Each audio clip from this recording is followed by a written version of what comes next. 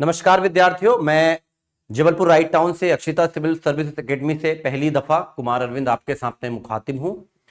और डिजिटली शिक्षा के इस दौर पर आप लोगों ने अलग अलग तरीके के यूट्यूब चैनल्स पे, अलग अलग तरीके के प्लेटफॉर्म पर अपनी तैयारी की होगी।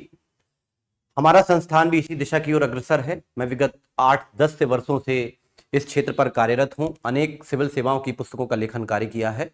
बहुत ही प्रतिष्ठित प्रकाशन समूहों पर मैंने लेखन का कार्य किया है, मैंने शिक्षण का काम किया है। और विगत लगभग 1 साल से जबलपुर स्थित इस संस्थान पर मैं लगातार विद्यार्थियों के साथ कार्य कर रहा हूं। जो मुख्य चीज आपको मुझे संदेश के तौर पर, बहुत ही छोटे संदेश के तौर पर आपको भेजनी है, उसके लिए मैं आपसे 2 मिनट चर्चा करना चाह रहा हूं। मैं कहना यह चाह रहा हूं कि अभी 17 दिसंबर को, मतलब जब मैं ये वीडियो शूट कर रहा हूं, तब से तकरीबन 45 दिनों के आसपास आप लोगों का प्रारंभिक परीक्षा का इम्तहान लोक सेवा आयोग के द्वारा लिया जा रहा है। और पूरी संभावना है कि वो तय तिथि के आसपास ही पेपर हो जाएगा। हालांकि कुछ इस तरीके की खबरें भी सुनने को मिल जाती हैं कि एग्जाम पोस्टपोन्ड होगा, नहीं होगा। तो सभी लोगों से मेरी जो सलाह है, या मेरी आग्रह समझ लीजिए, सलाह समझ लीजिए, मेरा अनुभव समझ लीजिए, मुझे ऐसा लगता है कि इस इम्तहान के पिछड़ने की अभी किसी तरीके की कोई संभावना नहीं है। तो आपको ये मान करके चलना चाहिए कि ये जो एग्जाम है ये 17 दिसंबर को होगा। तो हमारे पास अभी जो 45 दिन बाकी हैं, और इस दौरान आप दिवाली और उससे संबंधित बहुत सारे जो त्योहार लगातार रहते हैं वो सब भी आपके बीच में आएंगे। तो ले दे करके मोटा मोटा आपके पास 40 से 42 दिन ऐसे हैं जिसमें आप पूरी गंभीरता के साथ तैयारी कर सकते हैं। पिछली बार की तुलना में इस बार पदों की संख्या लगभग आधी कर दी गई है और कंपटीशन का स्तर बढ़ ही रहा है। जो विद्यार्थी पहले से ही मुख्य परीक्षा की तैयारी पर लगातार लगे हुए हैं, वो बच्चे भी इस एग्जाम को उसी उत्साह और उसी तैयारी के साथ सम्मिलित होंगे। तो इसलिए जो बच्चे केवल प्रीलिम्स के लिए फोकस्ड हैं, उन बच्चों को अभी से ही पूरी तन्मयता के साथ, पूरी लगनता के साथ, पूरे उत्साह और पूरे जोश के साथ, बिना एक लम्हा गवाए तैयारी को अपने अंजाम तक लेकर के जाना चाहिए।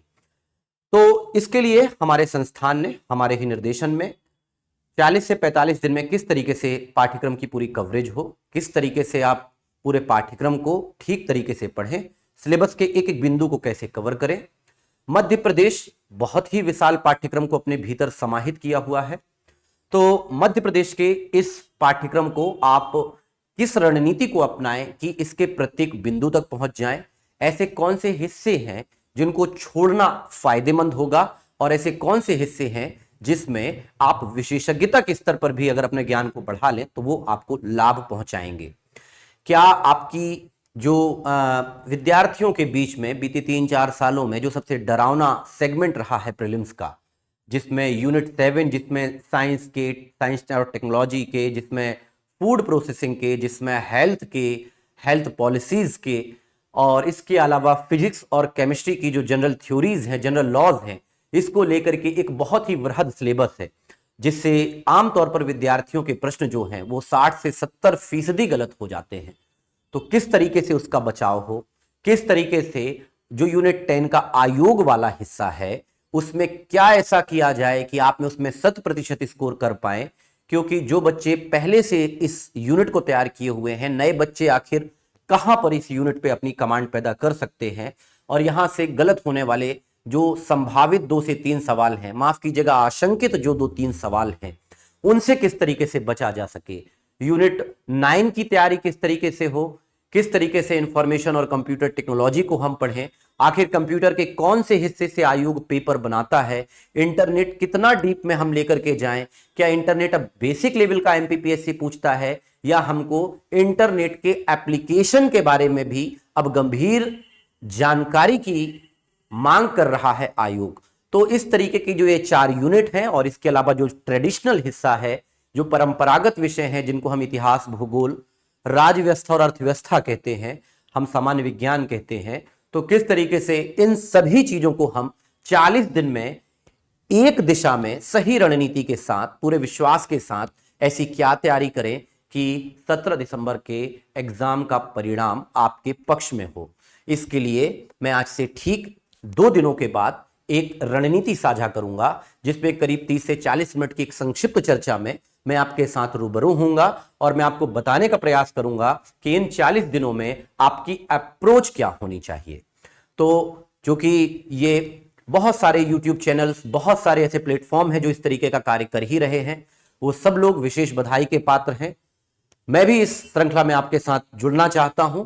तो यदि आपको ऐसा लगता है कि किसी भी तरीके से मैं आपके इस पूरी यात्रा में किसी भी तरीके से मददगार साबित हो सकता हूं, तो आप मुझसे लगातार जुड़ें।